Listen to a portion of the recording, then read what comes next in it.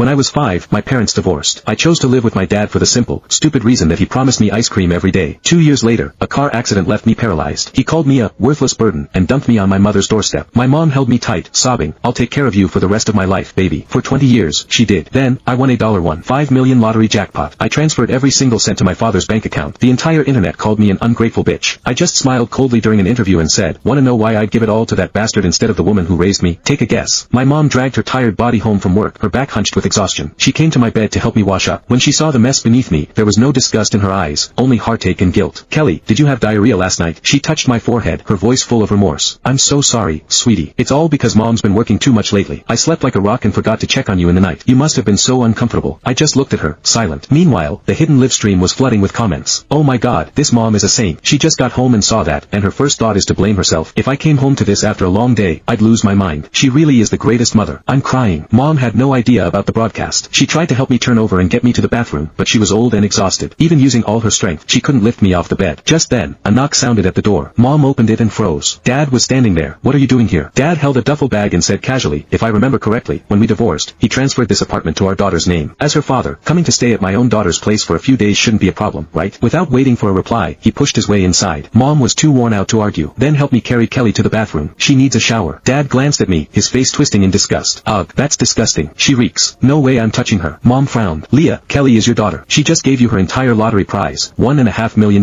How can you refuse to help her?" Dad snorted. "She gave me that money willingly. You think you can guilt trip me now? Whatever Kelly decides, I respect it. She gave me all that money because she hoped I'd finally settle down and live a good life. She's devoted to me. Why should I be nice to her? She's just a useless cripple who's been paralyzed for 20 years. I don't get why you even bother with this dead weight every day. You might as well just let her die." The live comments exploded. "Holy crap, is this guy even human? Cursing his own daughter to die right in front of her. And the worst part, this daughter still treats this bastard like royalty. She gave him $1.15 million without blinking. Her mom spent 20 years caring for her, racking up debt, sacrificing her marriage, and gets nothing. Is this girl insane? She doesn't appreciate her mom but is devoted to this monster. Did the paralysis damage her brain too?" In the end, Dad didn't lift a finger. It took Mom over an hour to clean me up. Sweating profusely, she still carefully dressed me in clean clothes and settled me into my wheelchair. "You must be hungry. I'll cook for you right now," she said. Overwhelmed, she nearly fainted when she stood up, but after a few seconds, she forced herself into the kitchen. Soon, she brought out steamed fish, braised pork belly, and stir-fried vegetables. On the third night of the live stream, at 3 a.m., Mom finally collapsed on the sofa, asleep. My father crept into my room, knelt by my wheelchair, and lowered his voice to a harsh whisper. "The money's cleared. As agreed, I'll take care of your mom. But what's with this damn broadcast?" Slowly, I turned my stiff neck. My eyes found the faint, blinking red light of the hidden camera in the darkness. For the first time in 20 years, a real smile touched my lips, a smile meant for my father, and for the thousands watching live. "Dad," I whispered, the sound raspy but clear. "Why do you think Mom has kept that photo of the car that hit me, the one that paralyzed me, hidden under her pillow all this time?"